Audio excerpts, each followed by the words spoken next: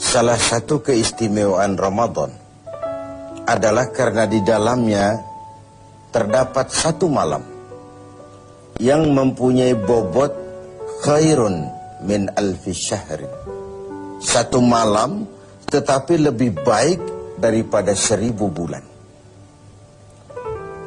Kita sebut itu sebagai Lailatul Qadar.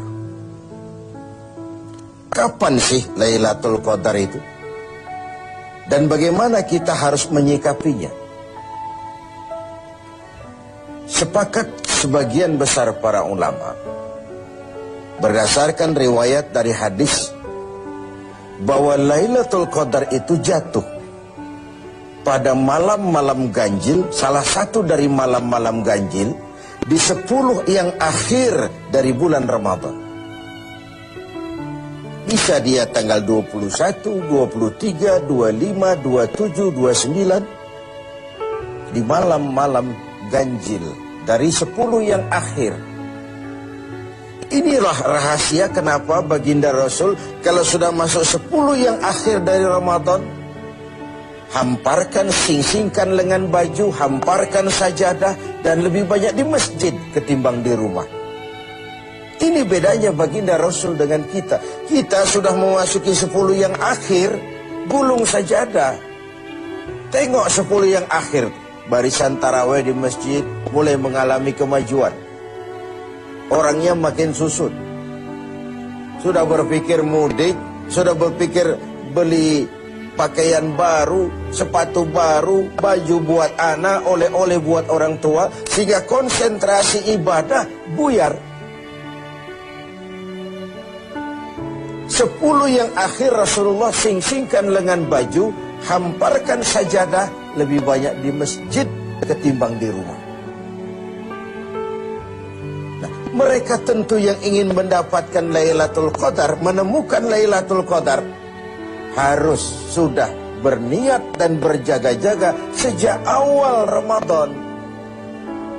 Jadi tidak bisa pakai ilmu untung-untungan.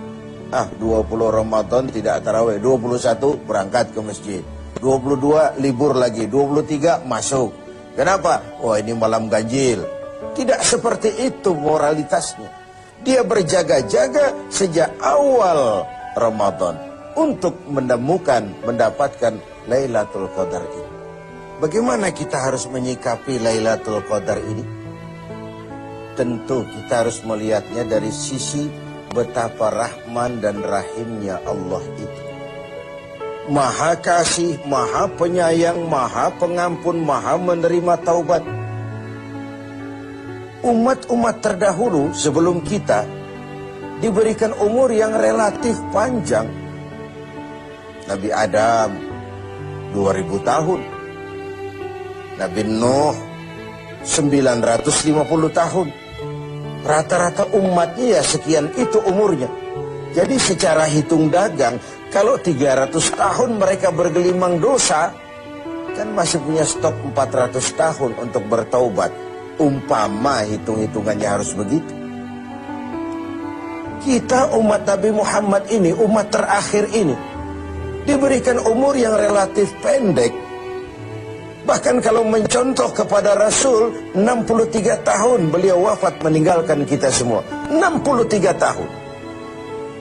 Taruhlah kita seperti itu. Kalau 40 tahun kita bergelimang dosa, sisa umur cuma 33 tahun, ditebus dengan taubat seperti itu, kan belum seimbang neracanya. Apa dosa lalu harus tidak terampuni? Apa tidak ada peluang untuk melakukan pemutihan terhadap seluruh kesalahan yang pernah kita lakukan? Dari sisi inilah kita melihat makna Lailatul Qadar. Allah yang maha pengasih, Allah yang maha penyayang, seakan tidak langsung saja bilang, "Hei umat Islam, sekalipun umurmu relatif pendek, kau jangan pesimis, kau jangan skeptis. Sekalipun begitu banyak kesalahan kau lakukan, dosa kau tumpuk, dan umurmu relatif pendek, jangan sedih. Aku berikan kepadamu waktu dan tempat yang punya nilai spesifik. Waktu dan tempat yang punya nilai istimewa.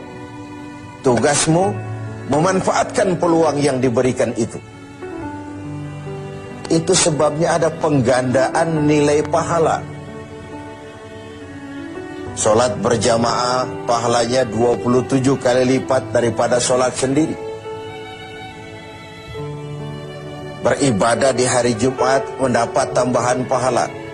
Sholat di Masjidil Haram di Mekah 100.000 kali pahalanya ketimbang di masjid-masjid biasa.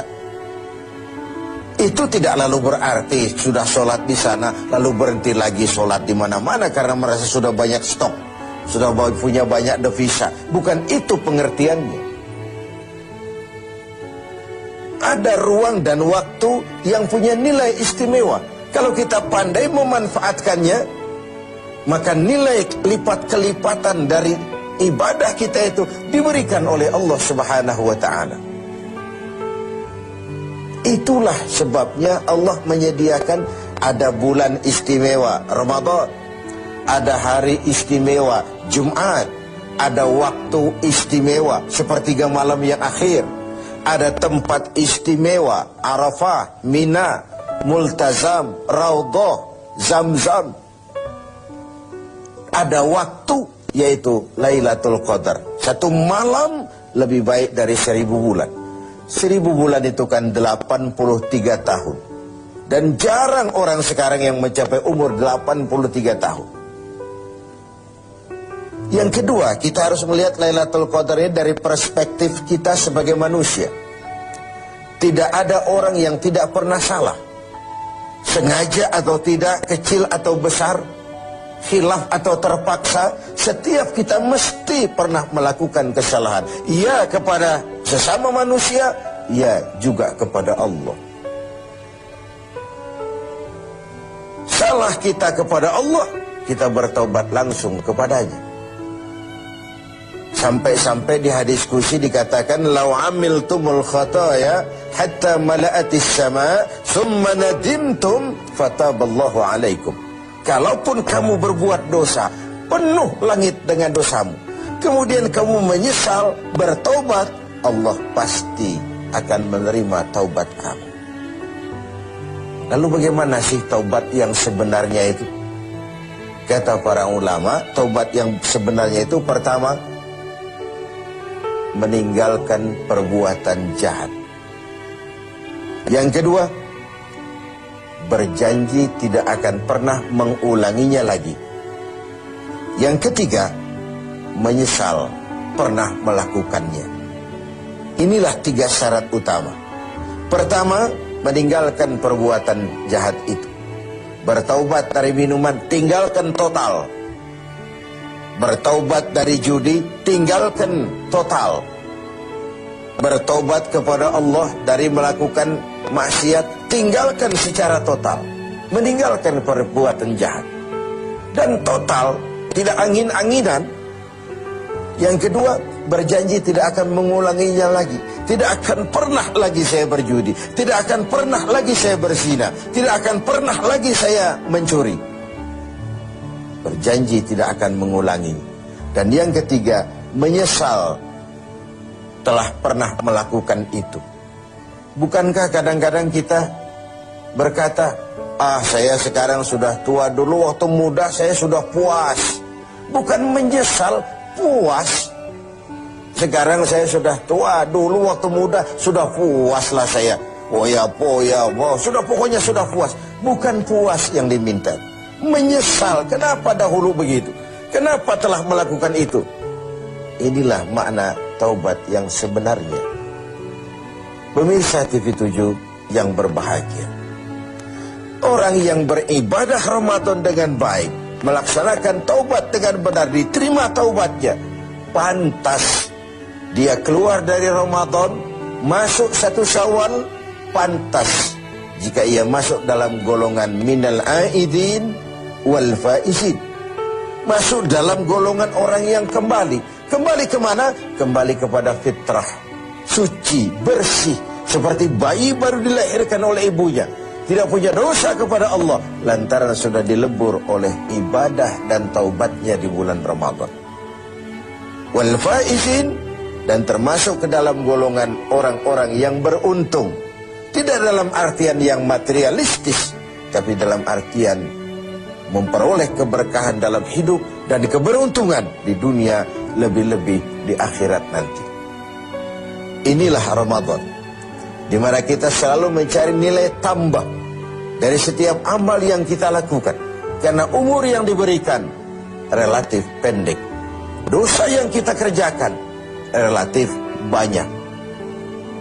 Kalau neracanya tidak diimbangi dengan upaya mencari nilai tambah tadi, boleh jadi tidak akan ada keseimbangan dalam neraca hitung-hitungan kita di hadapan Allah Subhanahu wa Ta'ala. Padahal seimbang saja sudah rugi. Kita ingin masuk dalam fa'amman thaqulat mawazinuhu, orang yang berat timbangan kebaikannya, bukan yang berat timbangan kejahatannya. Adanya nilai keseimbangan ini akan membawa kita kepada keberuntungan di padang mahsyar kelak, di pengadilan Qadhi Rabbul Jalil. Oleh karena itu, dalam setiap langkah di Ramadan, mengisi Ramadan ini, kita tetap berupaya mencari nilai tambah dari suatu amal. Dan amalan itu, bagaimanapun baiknya sudah kita kerjakan, tetap mengacu kepada fa'idha faraghta fansab. Kalau sudah selesai kau kerjakan satu perbuatan, sing-singkan lengan bajumu, bersiaplah untuk tugas berikutnya. Tidak ada puas, tidak ada prestasi puncak. Bagaimanapun baiknya sudah yang kita lakukan, dia hanya awal menuju ke arahnya.